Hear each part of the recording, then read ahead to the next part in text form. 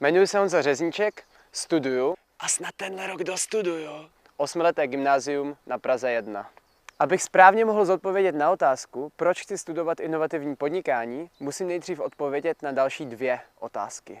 Co mě baví a co mě nebaví. Vždycky mě bavilo tvořit něco kreativního, pracovat na něčem, v čem doopravdy vidím smysl.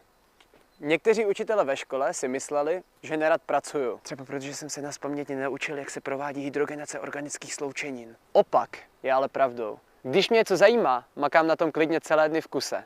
Napsal jsem vlastní cestopisný román o mých zkušenostech z Dominikánské republiky, kde jsem strávil rok jako exchange student.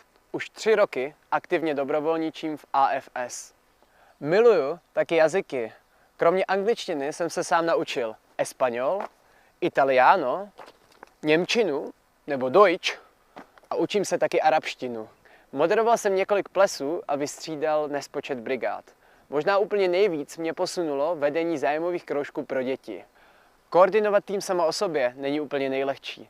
Obzvlášť, když se skládá z 20 neposlušných fraců zlobidel.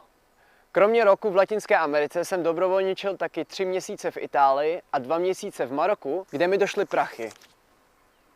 Začal jsem si tak vydělávat online na nejrůznějších platformách, kde lidi z celého světa vyučují jazyky. Kombinace cestování a práce mě neskutečně chytla.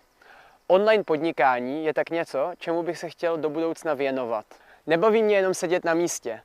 Nebaví mě drillovat se nazpaměť věci, v kterých nevidím smysl. Nebaví mě jenom pouze samostatná teorie, ale hlavně praxe. A i kdyby mě teď náhodou někdo polil ledovou vodou, nevzdám se a budu se těšit v druhém kole.